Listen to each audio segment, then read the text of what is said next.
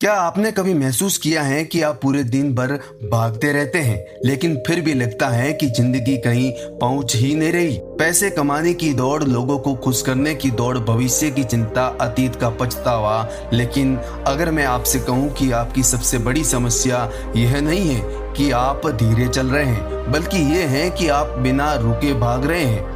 आज की कहानी एक ऐसे ही आदमी की है जिसने पूरी जिंदगी दौड़ लगाई और जब मंजिल पर पहुंचा तब पता चला कि वह गलत दिशा में भाग रहा था।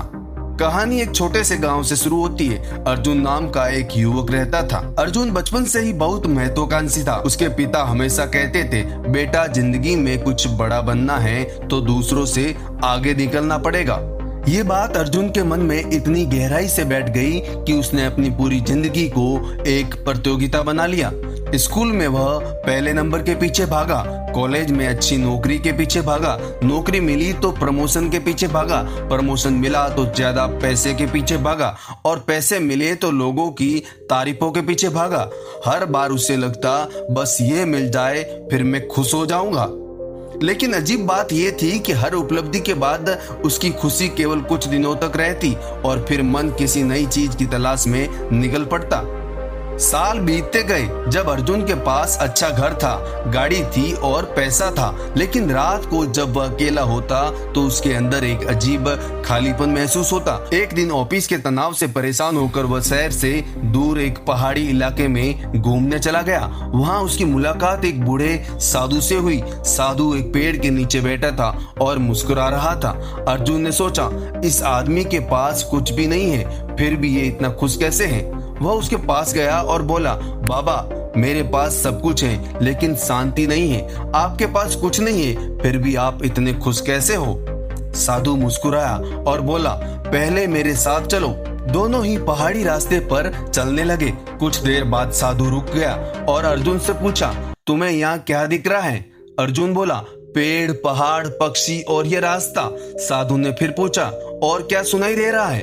अर्जुन बोला, हवा की आवाज, पक्षियों की चहचहाट।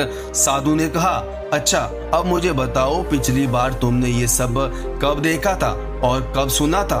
अर्जुन चुप हो गया। उसे याद ही नहीं था। वह हमेशा या तो बीते हुए कल के बारे में सोचता या आने वाले कल के बारे में। आज में जीना तो जानो भूल ही गया था। साधु ने कहा, समस्या ये नहीं है कि तुम्हारे पास शांति नहीं है, समस्या ये है कि तुमने वर्तमान को खो दिया है। तुम खुशी को भविष्य में खोज रहे हो, जबकि खुशी केवल इस पल में मिल सकती है। अर्जुन ने पूछा, लेकिन मैं हमेशा बेचैन क्यों रहता हूँ। साधु ने जमीन पर पड़े एक कटोरे की तरफ इशारा किया। कटोरे में गंदा पानी भरा था। साधु ने उसे हिलाना शुरू किया। पानी और ज्यादा गंदा दिखने लगा। फिर उसने कटोरे को शांत छोड़ दिया। कुछ मिनट बाद सारी मिट्टी नीचे बैठ गई और पानी बिल्कुल साफ दिखाई देने लगा। साधु बोला, तुम्हारा मन भी इसी पानी की तरह है, तुम उसे लगातार हिलाते रहते हो, चिंता, डर, इच्छाएं और तुलना करके। फिर कहते हो कि मन अशांत क्यों है। मन को ठीक करने की कोशिश मत करो, बस उसे थोड़ी देर शांत छोड़ दो। ये बात अर्जुन के दिल में उतर गई। उसने पहली बार महसूस किया कि वह जिंदगी भर खुद से भागता रहा।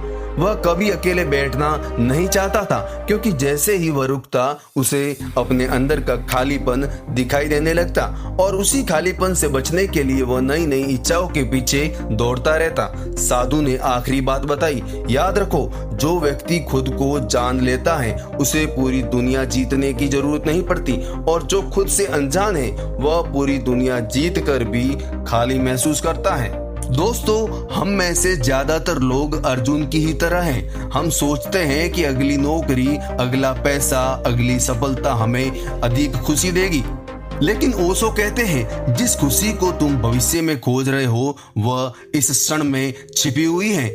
जब तक हम वर्तमान पल को जीना नहीं सीखते तब तक पूरी दुनिया मिल जाने पर भी भीतर खालीपन बना रहता है। इसीलिए कभी कभी रुकिए, गहरी सांस लीजिए और खुद से पूछिए, मैं आखिर भाग कहाँ रहा हूँ। क्योंकि हो सकता है कि जिस चीज की तलाश आप पूरी दुनिया में कर रहे हैं वह आपके भीतर ही मौजूद हो।